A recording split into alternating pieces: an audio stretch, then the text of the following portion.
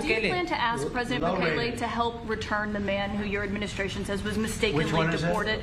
The man who was mistakenly deported to El Salvador? Well, let me ask Pam, would you answer that question? Sure, President. First and foremost, he was illegally in our country. He had been illegally in our country. And in 2019, two courts, an immigration court and an appellate immigration court, ruled that he was a member of MS-13 and he was illegally in our country. Right now, it was additional paperwork had needed to be done.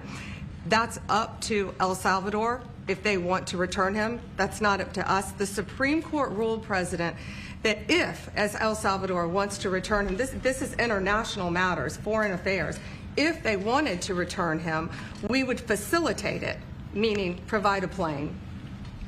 So will you return him, President Bukele? And you are doing a great job. Thank you. Stephen Miller, wait a minute. Can you just also respond to that question? Because, you know, it's asked by CNN, and they always ask it with a slant. Because they're totally slanted because they don't know what's happening. That's why nobody's watching them. But would you answer that question also, please? Yes, gladly. So, as Pam mentioned, there's an illegal alien from El Salvador. So, with respect to you, he's a citizen of El Salvador. So, it's very arrogant even for American media to suggest that we would even tell El Salvador how to handle their own citizens as a starting point. As two immigration courts found that he was a member of MS-13. When President Trump declared MS-13 to be a foreign terrorist organization, that meant that he was no longer eligible under federal law, which I'm sure you know, you're very familiar with the INA, that he was no longer eligible for any form of immigration relief in the United States. So he had a deportation order that was valid, which meant that under our law, he's not even allowed to be present in the United States and had to be returned because of the foreign terrorist designation. This issue was then, by a district court judge, completely inverted, and a district court judge tried to tell the administration that they had to kidnap a citizen of El Salvador and fly him back here. That issue was raised to the Supreme Court, and the Supreme Court said the district court order was unlawful, and its main components were reversed 9-0 unanimously, stating clearly that neither Secretary of State nor the President could be compelled by anybody to forcibly retrieve a citizen of El Salvador from El Salvador, who again is a member of MS-13, which, as I'm sure you understand, rapes little girls, murders women, murders children, is engaged in the most barbaric activities in the world, and I can promise you if he was your neighbor, you would move right away. So you don't plan to ask for him to get him back? And what was the ruling in the Supreme Court, Steve? Was it 9-0? Yes, it was a 9-0. In our favor? In our favor, against the district court ruling, saying that no district court has the power to compel the foreign policy function of the United States. As Pam said, the ruling solely stated that if this individual, at El Salvador's sole discretion, was sent back to our country, that we could deport him a second time. Well, no version of this legally ends up with him ever living here because he is a citizen of El Salvador. That is the president of El Salvador. Your questions about it, per the court, can only be directed to him. I asked President Bukele. Can President Bukele weigh in on this? Do you plan to return him? Well, I'm supposed you're not suggesting that I smuggle a terrorist into the United States, right? It's always how can I smuggle? How can I return him to the United States? Like, I smuggle him into the United States, or what do I do? Of course, I'm not going to do it.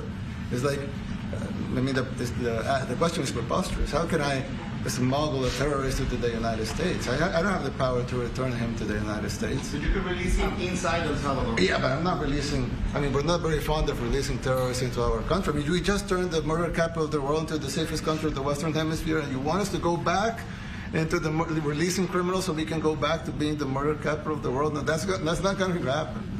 Well, they'd love to have a criminal, released into I mean, there's a fascination. They would love it.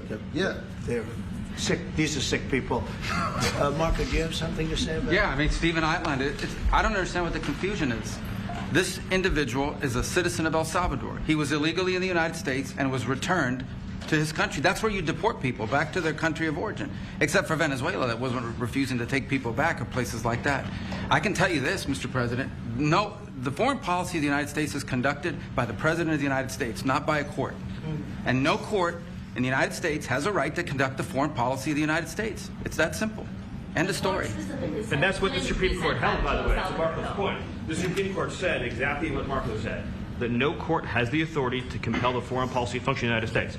We won a case 9-0, and people like CNN are portraying it as a loss, as usual, because they want foreign terrorists in the country who kidnap women and children. But President Trump, his policy is foreign terrorists that are here illegally get expelled from the country, which, by the way, is a 90-10 issue. Well, Mr. President, you said that if the Supreme Court said someone needed to be returned, that you would abide by that. You said that on Air Force One just a few days ago, and they said that it must be facilitated. Why don't you just say, isn't it wonderful that we're keeping criminals out of our country? Why can't you just say that? Why do you go over and over? And that's why nobody watches you anymore. You know, you have no credibility. Please, go ahead. President Trump, thank you so much. How many illegal criminals are you planning on exporting to El Salvador? And President Bukele, how many are you willing to take from the U.S.? As many as possible. And I just asked the president, you know, it's this massive complex that he built, jail complex.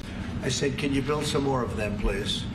As many as we can get out of our country that were allowed in here by incompetent Joe Biden through open borders. Open borders. You probably hear open borders and you can't even understand it because nobody can understand. Nobody smart or with common sense can understand it.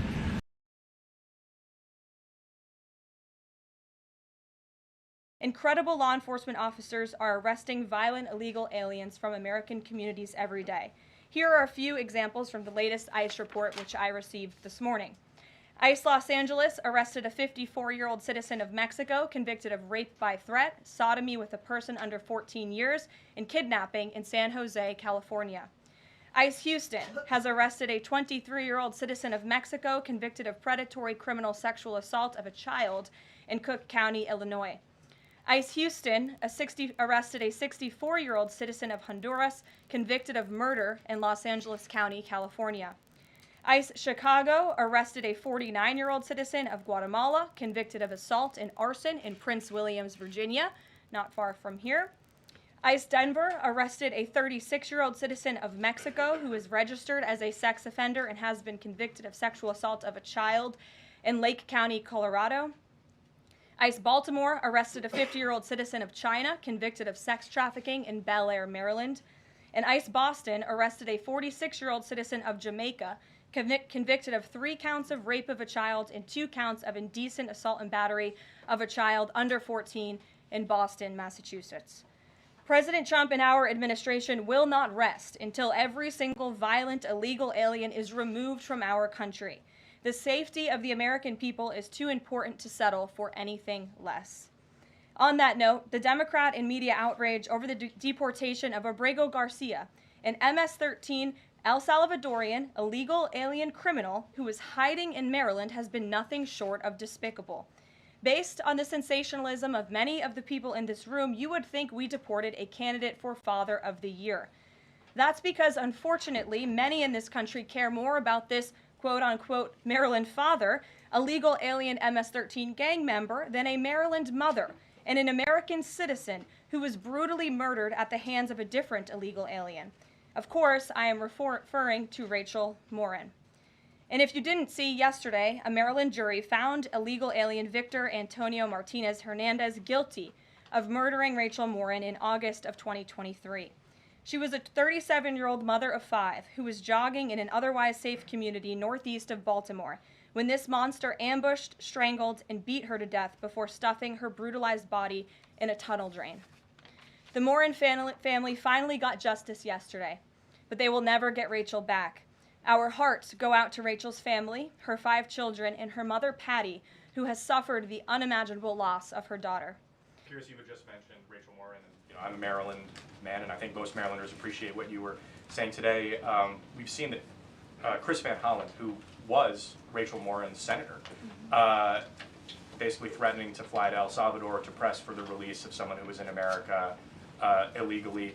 And not as much sort of from him about Rachel Morin's horrific murder and the verdict that was, I think, rightly reached yesterday.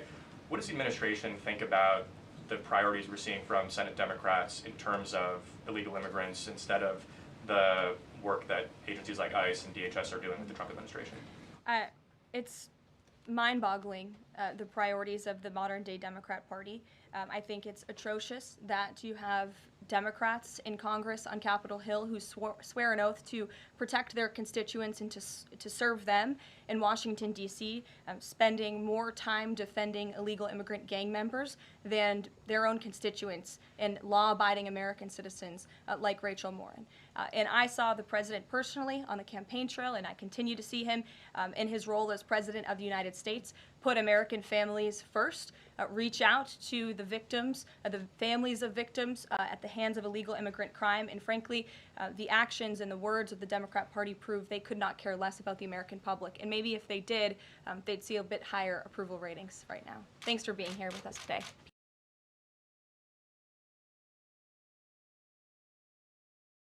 Appellate. The appellate court will review the lower court's decision. Slant. The news article clearly had a slant against the government's policy. Inverted. The mirror inverts the image of the object. Compelled. She felt compelled to help the injured person on the street. Forcibly. The staff was forcibly removed by security guards. Preposterous. It is preposterous to believe the earth is flat. Hemisphere. The hemisphere facing the sun experiences daylight. Expel. The student was expelled for violating school rules. Abide. I will abide by the judge's decision. Mind-boggling. It is mind-boggling that the Democratic Party defends illegal immigrant criminals while showing little regard for American citizens. Atrocious. The customer service at the store was atrocious, with rude staff and long waiting times.